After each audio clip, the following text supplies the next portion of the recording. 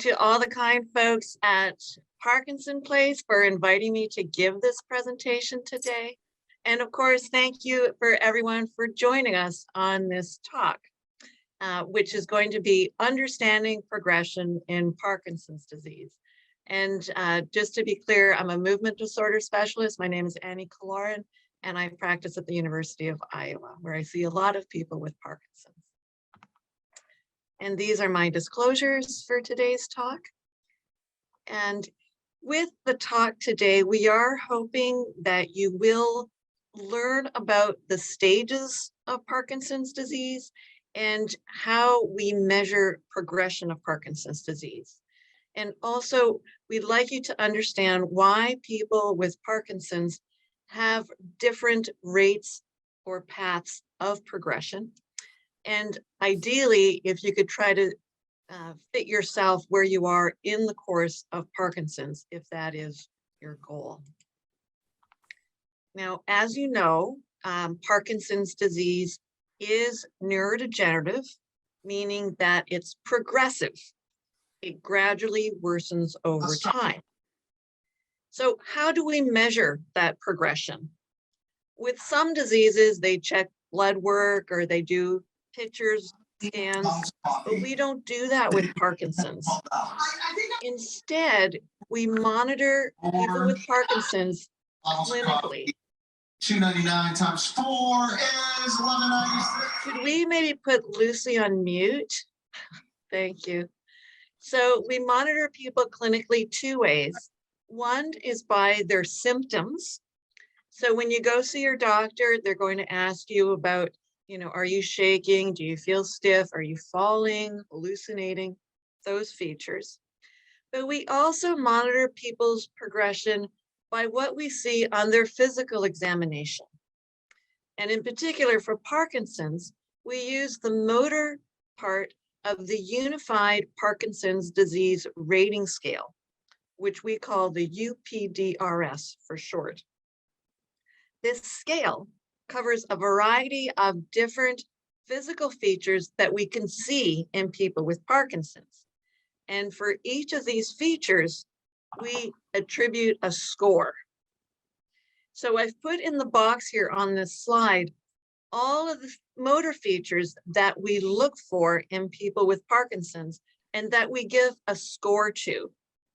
So we start with speech because we know people with Parkinson's will often talk quieter and their voice will be more coarse and muffled and less clear, and they won't have that same intonation. They won't go up and down in their speech as much. So we give a rating for that. And then we look at facial expression. So people with Parkinson's, the muscles of their face don't move as much. So it makes them have a masked appearance or a poker face appearance. So they look less animated, less dynamic. They're more flat.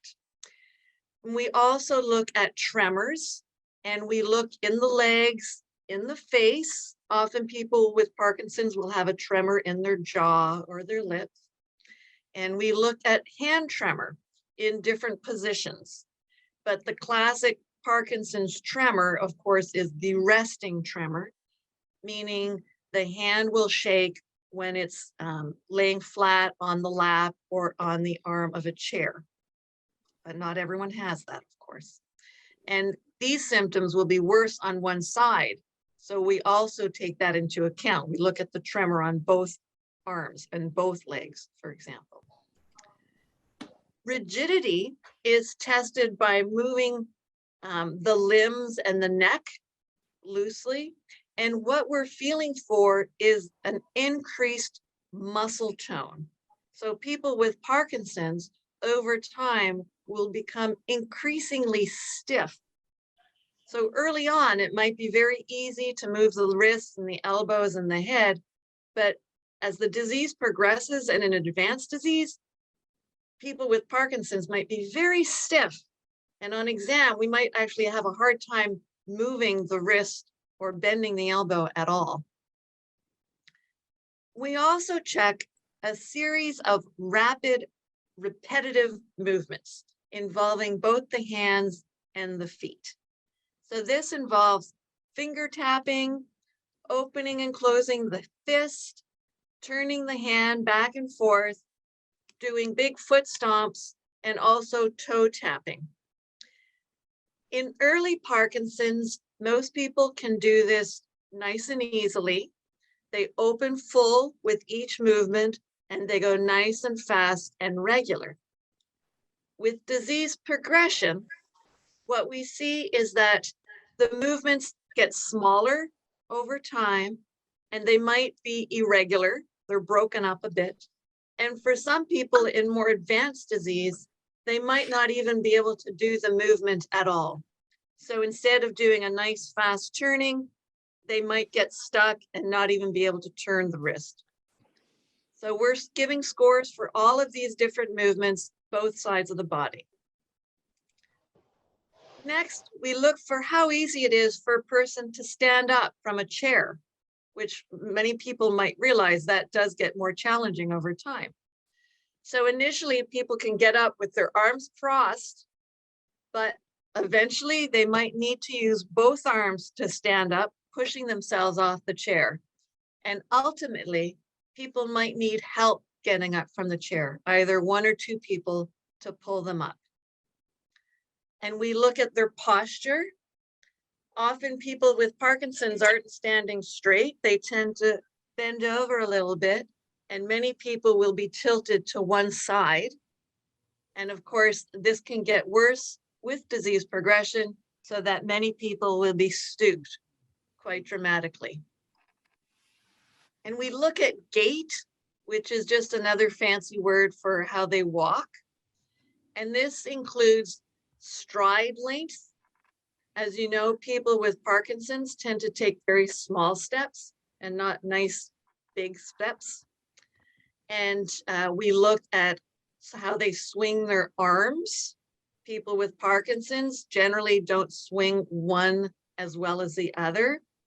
And we watch how easily they turn around. Someone without Parkinson's can do a nice pivot turn on one foot, but as Parkinson's progresses, we might need a few extra steps to help turn around. And often on a turn is where people become unsteady and are at risk for falling. And when you see your neurologist, they might also do a pull test. And this involves them standing behind you and grabbing your shoulders from behind to jerk you back. And this is to try to throw you off balance. The goal here is to see how easy it is for you to recover. Some people might just falter a little bit, put a step back, but they'll catch themselves. With more advanced disease, people will fall straight back into the examiner's arms. Note, if you have a particularly small neurologist, they might opt out of this because it can be risky. I personally don't do it because I tend to be shorter than most of my patients and I don't want them to fall. Now, another thing, the final thing is we look at overall slowness. So as you know, the most prominent feature in Parkinson's, or the major clinical feature, is what we call bradykinesia, which means slow movement. And you get a score for that as well. Now, while people with Parkinson's symptoms and their disease progression can be different from one person to the next, most people do advance in the same general pattern, okay? And thankfully, this progression has been conveniently divided into 5 stages with the commonly used Hone and Yar scale. So the Hone and Yar scale, as I mentioned, has 5 stages, with the first stage being the earliest stage. In stage 1, Parkinson's symptoms are mild, and they might not even be noticed because generally they're not interfering with daily activities. And they're only affecting one side of the body. And these symptoms might just be a tremor. Initially, this might only be noticed intermittently when the person is cold or nervous, for example. Some people might not have a tremor. Some people might just feel stiff or less coordinated on the affected side. And I should mention that Parkinson's is always going to start on one side where it'll always be worse. If it strikes your dominant side, then generally you're going to feel the Parkinson's sooner than if it starts with your non-dominant side. So for example, if you're right-handed and your Parkinson's tremor starts on your right side, you're going to show up to the doctor's office sooner than if your Parkinson's started on your left side. And it's all just chance as to which side it starts on. So in stage 1, we might also notice that the walking is a little slower and people might not be swinging their affected arm as much. Sometimes the spouse will notice this first. And the posture might be a little bit bent over. And some people will notice maybe there is a little bit of a poker face going on. Stage 2 involves all of the symptoms from stage 1, but they're a little bit worse, and now they're more noticeable. But the big difference with stage 2 is that now symptoms are affecting both sides of the body. So if you had a tremor on one side, now you have it on both sides. If you had stiffness on one side, now you're stiff on both sides. Now at this point in stage 2, the speech is generally affected where you're talking quieter. Maybe you have to repeat yourself sometimes to people. You're a bit more muffled and monotone. And also a person who's in stage 2 might find that certain tasks are a little bit more difficult and maybe they take a bit more time than they used to do. For example, doing up buttons or cutting food. People in stage 3 move slower, but the major feature here is imbalance. Stage 3 is when people start falling down. And at this point, people are still fully independent, but it's definitely becoming more difficult to do things like getting dressed and eating. In Hone and Yar stage 4, the Parkinson's has become disabling. And the balance is so bad at this point, people are now using often a walker to try to prevent falls. And because by definition, people in stage 4 need help with certain tasks like bathing and getting dressed, it means that people in stage 4 are no longer able to live fully independently. They might live alone, but it means they're going to have a healthcare aide come in to help them, or a spouse has dedicated time to help them get dressed or get out of bed, or they might consider going to a facility if they don't have help at home. Stage 5 is the last stage. It is the most advanced Parkinson's stage, and it is debilitating. Stiffness and slowness make it very difficult for people to get up from a chair or to get out of bed without help. And when they try to stand up or to turn around, there is a tendency to fall, often related to what's called freezing, where the feet get stuck to the floor and they can't move. It's just like they're arrested there. The feet are glued and the message from the brain is not going down to the feet. So most people at this stage won't be able to be very active. They'll spend much of their time in a chair or even a wheelchair. Hone and Yar stages 1 and 2 are considered early Parkinson's disease. Stage 3 is middle stage, and stages 4 and 5 are considered advanced Parkinson's, as they signify that loss of physical independence. Now, having said that, many people with Parkinson's don't actually reach advanced stage disease. Now, the length of time to pass through, hold on, I'm going to try to get rid of that little lip there. There we go. So the length of time to pass through the different stages varies from one individual to the next. But one study found that generally people go from one stage to another every 2 years, except for stage 2, where they stay around for 5 years on average. Now, another study found that around a third of patients will actually stay at stage 1 or 2 for up to 10 years. And indeed, really, this is more what we see in clinical practice, where many of our patients will stay as early Parkinson's for an extended period of time. When people do progress to stage 3, meaning that they're starting to fall recurrently, this is a significant milestone for them, and it's associated with a deterioration in the quality of living. For people who have had Parkinson's for 15 years, around 80% of them will be falling recurrently. At 18 to 20 years with Parkinson's, most people will be in a wheelchair because of frequent falls. And what are the risk factors for falls in Parkinson's?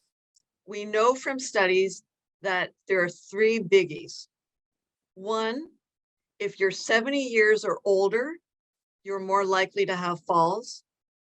If you were diagnosed with Parkinson's at an older age, you're more likely to have falls. And if you have Parkinson's dementia, in which case you're 3 to 4 times more likely to have recurrent falls. Now, it's not all doom and gloom. In many cases, especially early on, we can reduce the number of falls by doing physical therapy or seeing an occupational therapist, and of course, by using walking aids like a cane or a walker. In addition, we know from clinical trials that people with Parkinson's who were taking certain medications had their falls reduced by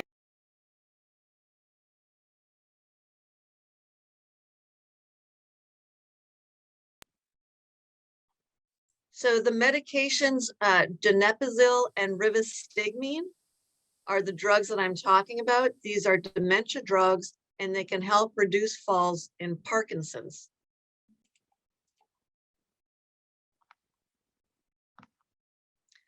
Now, you may have noticed that the Hone and Yahr scale deals only with the motor symptoms of Parkinson's: the shaking, the slowness, the stiffness, and the stumbling, the falls, okay?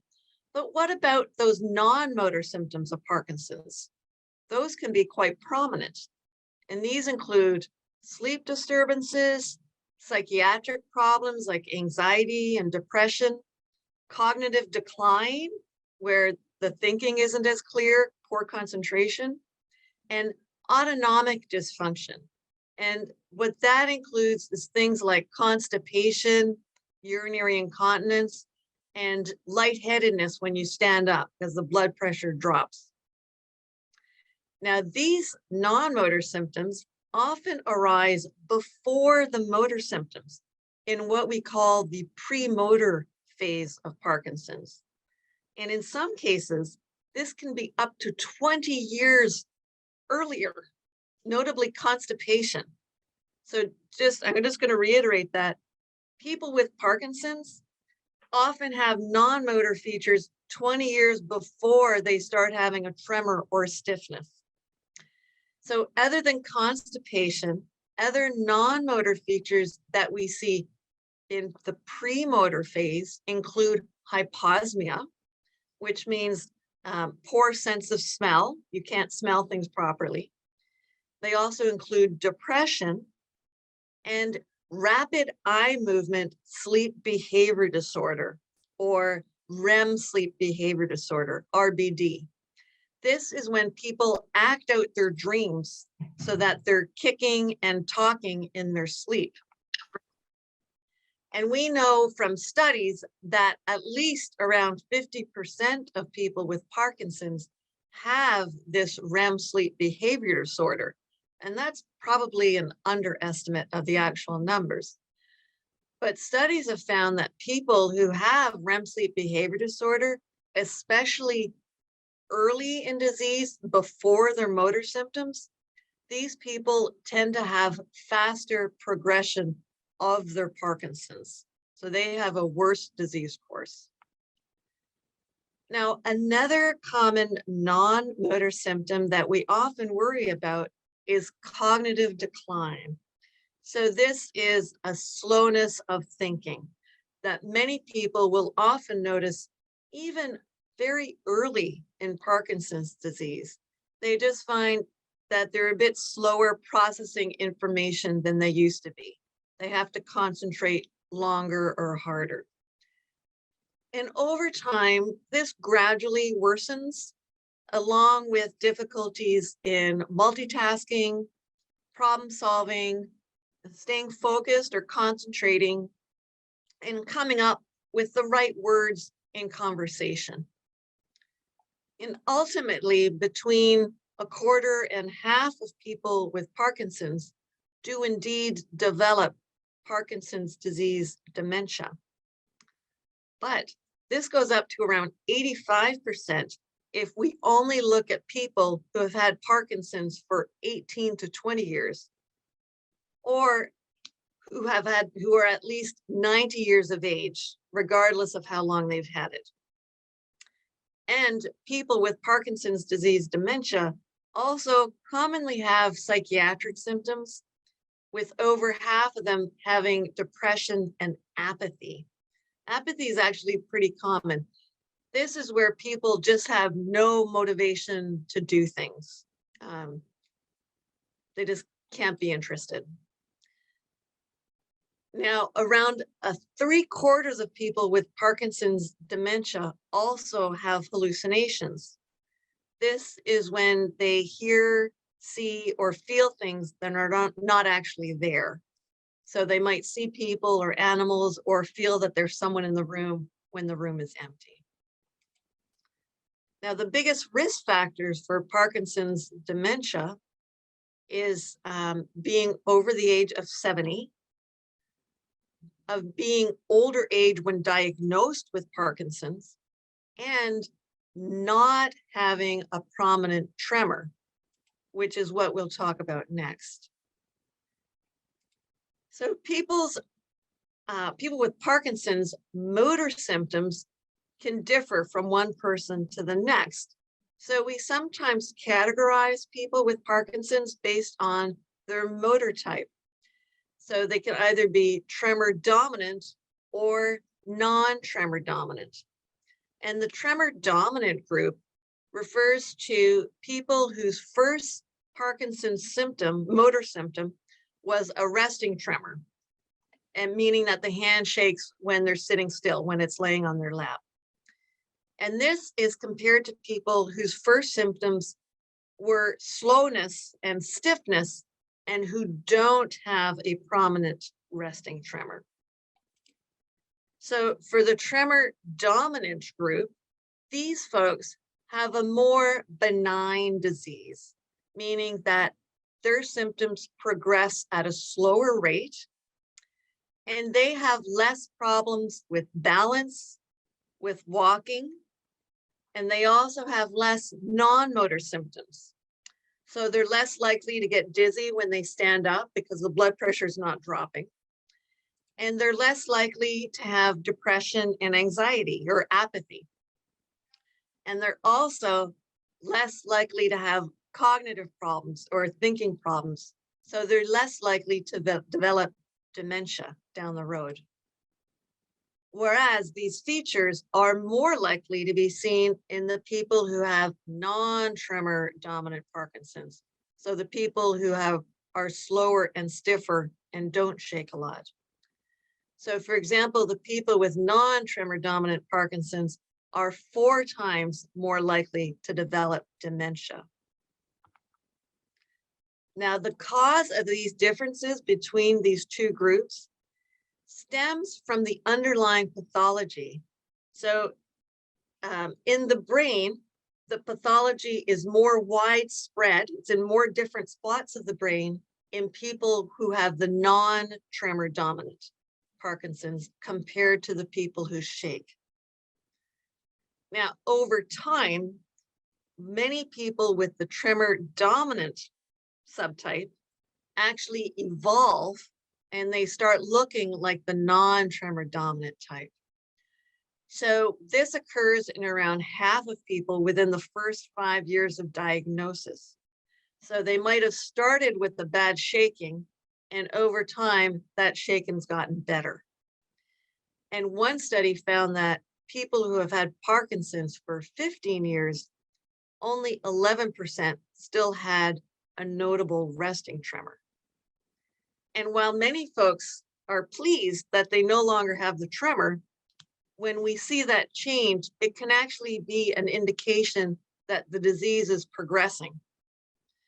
It's typically only after we see that resolution of the tremor that people start noticing more balance problems and they start having more problems with their memory and concentration.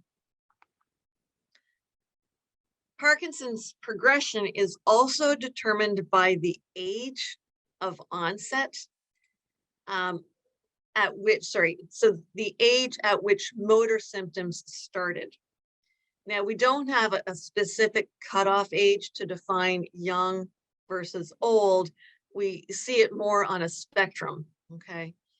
So in general, people who develop Parkinson's at a younger age have a less aggressive disease. In other words, they get worse slower.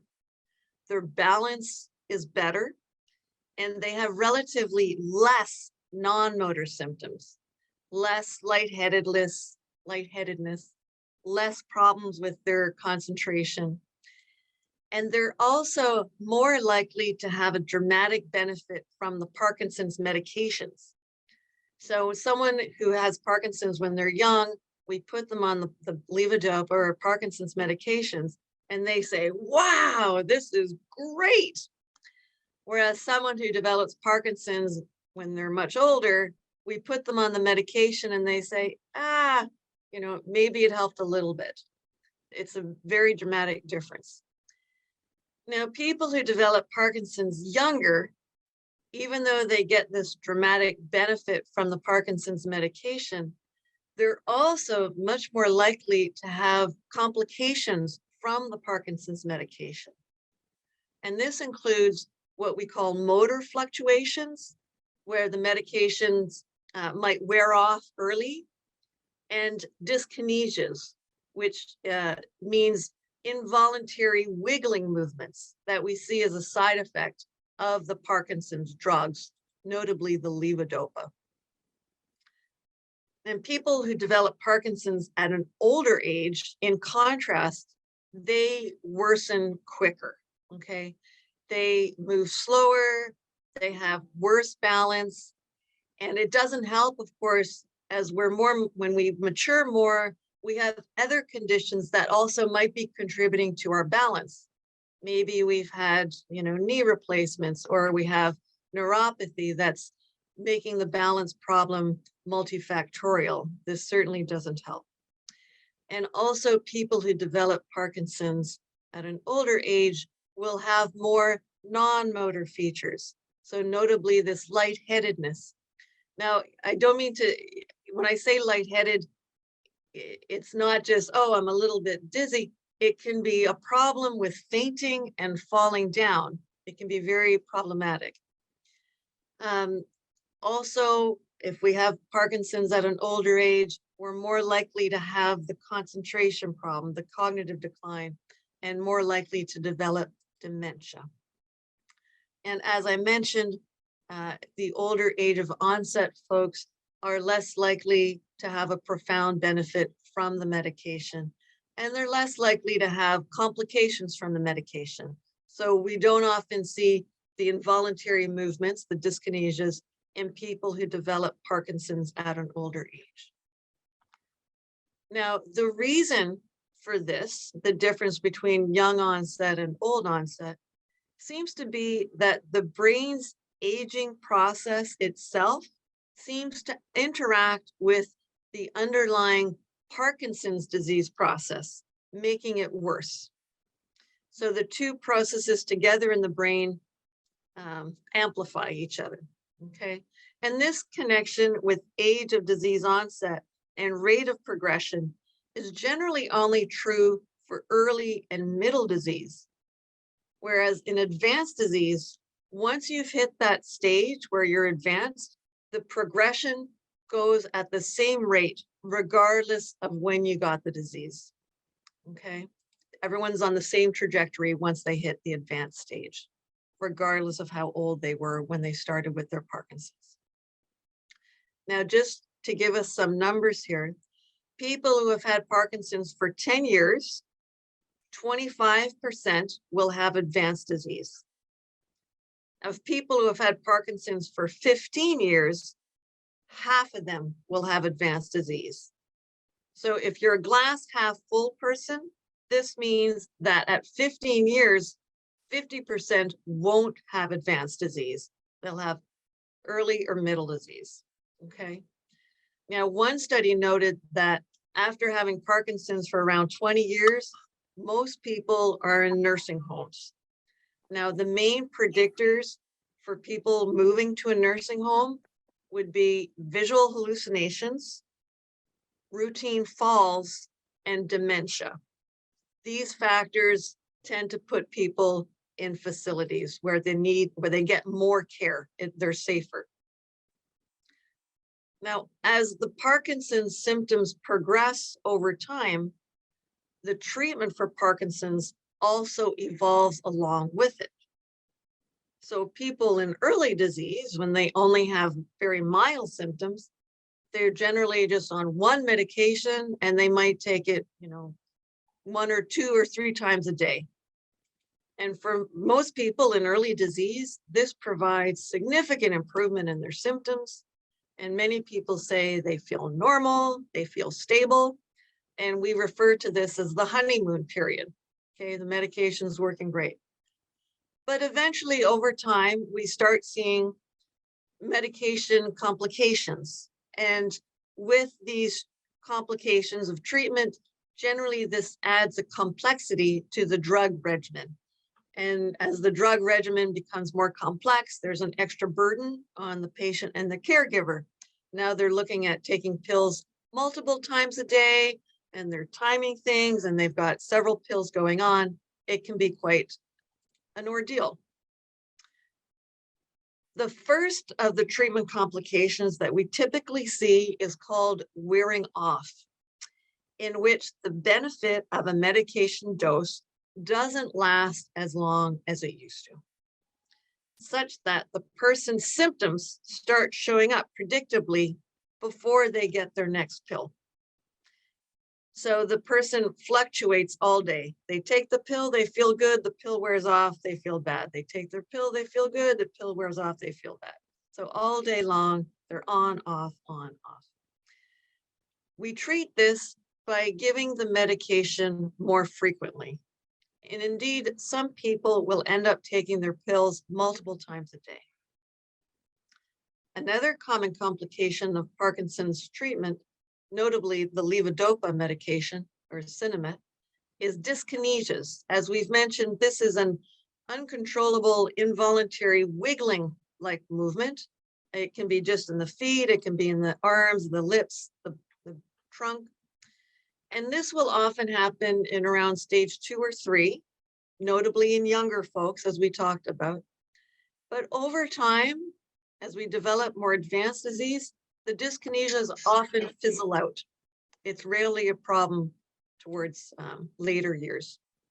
There are ways to treat it, though, if it is a problem, okay? In advanced disease, one phenomenon we can see is dose failures, in which the medication just doesn't seem to kick in at all. people say they take their pills and it's like they didn't take anything.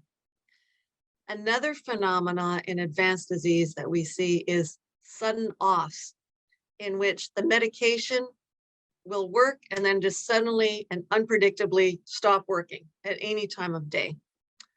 And for this problem, there are a few what we call rescue medications that can sometimes help.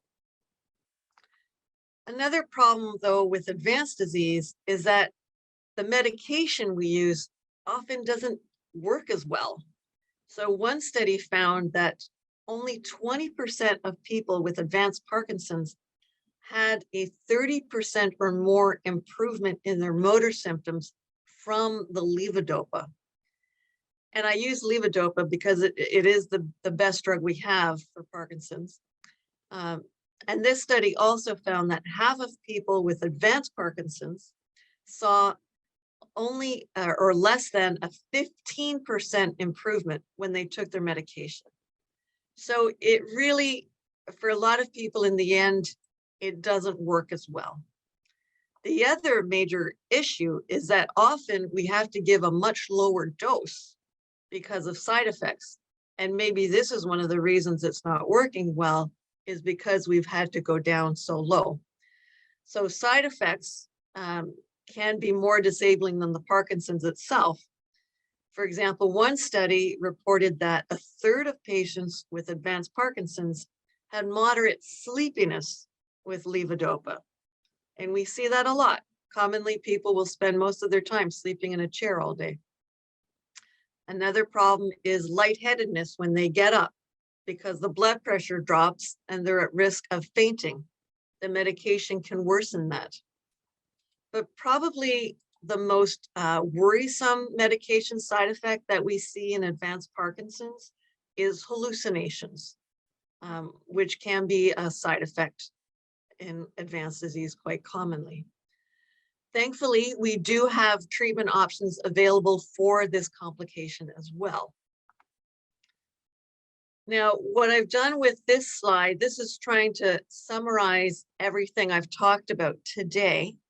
And I've included the non-motor symptoms as well as the motor symptoms and the treatment complications. So to try to get you oriented, what we have on the side is the level of disability. And along the bottom line here is the timeline. At 0, this is the year we're diagnosed with Parkinson's, or I should say, the year we start having motor symptoms. But in blue writing, okay, this bottom shaded area, the bluish, is our non-motor symptoms. We often start with constipation up to 20 years before we start having the motor symptoms. We often have the REM sleep behavior disorder, even 10 years before we start having the motor symptoms. And other non-motor problems we see are sleepiness, depression, loss of ability to smell. And with more advanced disease, we start having urinary incontinence, orthostasis, that's the medical term for being lightheaded when you stand up too fast because your blood pressure drops. And of course, another non-motor feature we see in advanced disease at 20 years, say, is the dementia.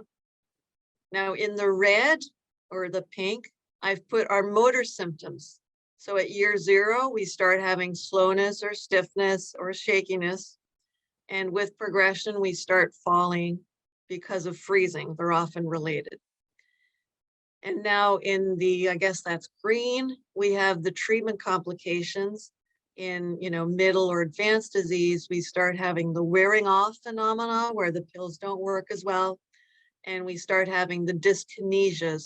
Those are the wiggling movements that we have when we take the levodopa.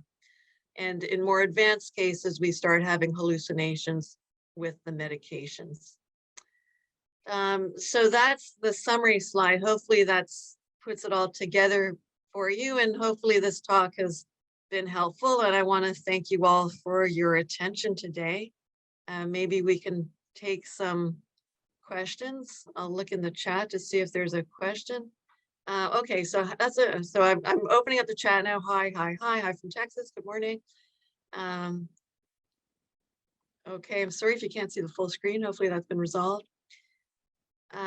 Okay, so yeah, I've got a question about younger diagnosis versus older diagnosis. So that's a tough one. Um, as a neurologist, we sort of look at the age of the brain not by chronology. Think about the skin, for example. Someone who, is a chain smoker who's out in the sun is going to have wrinkly skin, even if they're young. Whereas someone who doesn't smoke and who, has never seen sun, they'll have beautiful, nice, smooth skin their whole lives. So the skin doesn't go by chronological age. It has all these environmental factors. The brain is sort of like that too. For someone who is, active, physically fit, they have no other medical problems, they're going to have a younger brain than someone who has high blood pressure, they smoke, they have high cholesterol, they have diabetes, they have sleep apnea. You know, uh, that's going to be an older brain.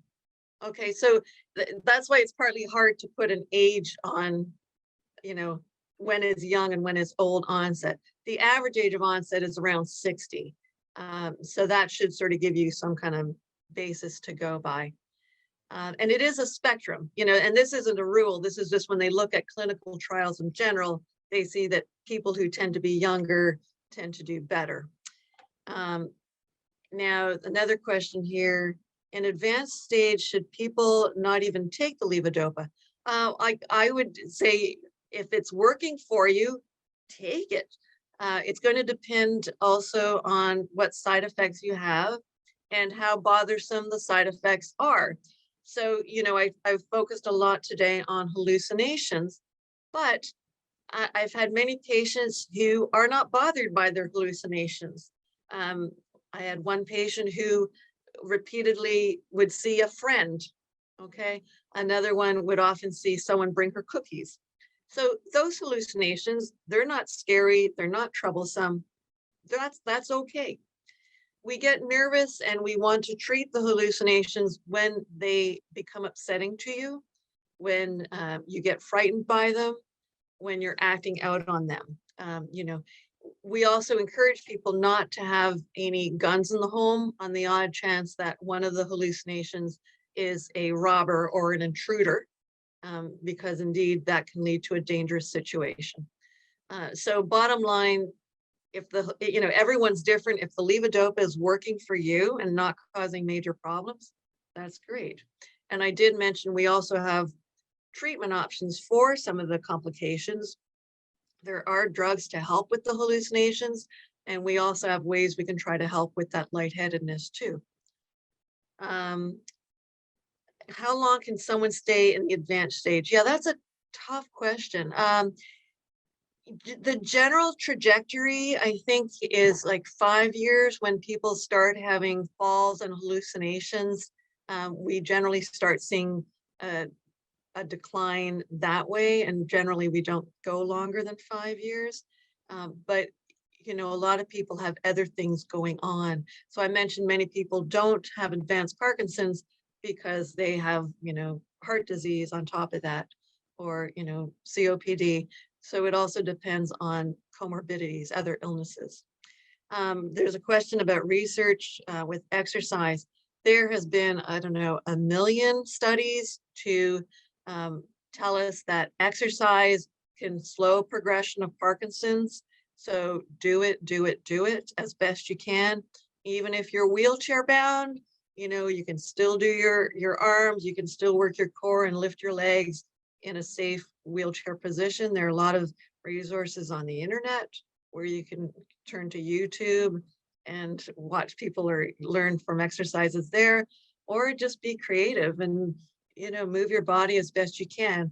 A lot of research to tell us that exercise can help with balance, and it can also help reduce dementia progression. So that's very important. So, do what you can for exercise. Unfortunately, as I mentioned, one of the common symptoms we see with Parkinson's is apathy. So a lot of people say, I know I should be exercising, but I just don't have motivation.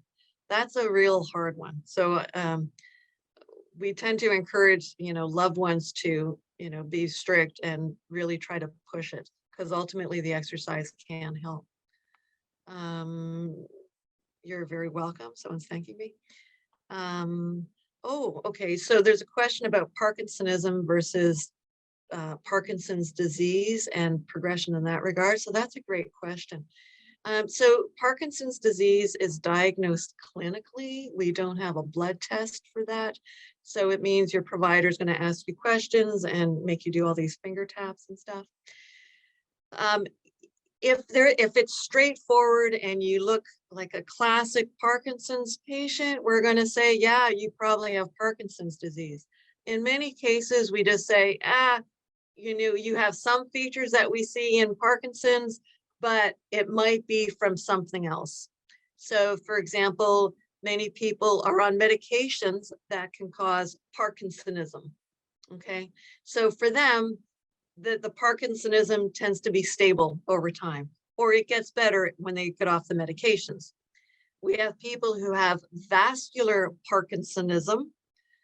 And I should mention, a lot of people who are older when they're diagnosed with Parkinson's disease might have a combination of Parkinson's disease and vascular Parkinsonism. Vascular Parkinsonism is from the wear and tear on the blood vessels in the brain. So often there's people are predisposed to vascular dementia with that. So it's secondary to just the blood vessels aren't working as well to perfuse the brain. So we call that vascular Parkinsonism. And for those people, they tend to have much worse balance problems. And it often does progress. Probably, I don't know the studies on that one, but probably around the same rate, assuming the risk factors are still going to be there. So generally, people with vascular Parkinsonism have high blood pressure, diabetes, maybe high cholesterol. So you want to try to work on those. Thank you for the compliment. I appreciate it. Good. Glad people are starting to understand things. Here's a question. How do I distinguish cognitive decline from Parkinson's as opposed to normal aging? That's a really good question. Generally, so what I often offer my patients is a neuropsych evaluation. So official cognitive testing, where it's around 3-hour assessment. So it's not something to be sneezed at, but they evaluate your visuospatial skills, your understanding, your comprehension of language, that sort of thing. So that's an official take on it. Just casually, I don't think I'd be able to give you a nice flippant answer about how we distinguish normal aging from Parkinson's decline. Let me see if I can think of something. We know in general, like for people with Parkinson's dementia, it's harder to multitask, harder to do many things at one time and to organize and to plan. Whereas I think with normal aging, it might just be, you forget Bob's name, that sort of thing. I'm just going down the list here. Is DBS effective for mostly those with tremors versus rigidity? It can be effective for both, actually. DBS can be, it's got pros and cons. One thing with DBS, we don't recommend it for people who already have the cognitive decline because it can be worse, okay? Good question. How many hours a week should one person exercise? I don't want it to ruin your life. We just try to get some every day, okay? A healthy amount. So every day, definitely, okay? And as best you can, right?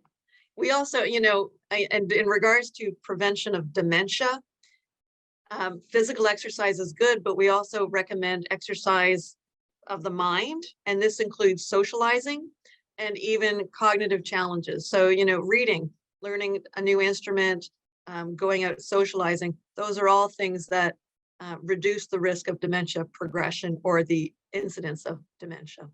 And hearing loss. If you have if you have hearing impairment, wearing a hearing aid can help reduce your progression of dementia. But I suppose you probably didn't hear me if you're one of those. Would I speak, here's a question, would you speak to physical therapy benefits, if any?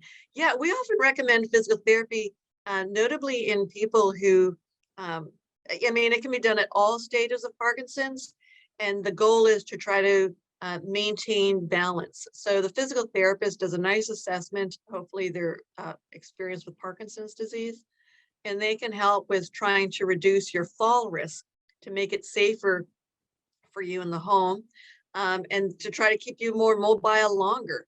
And, you know, even down the road, they can also help to try to figure out what cane or what walker might be best suited for you. Okay, they're good for that as well.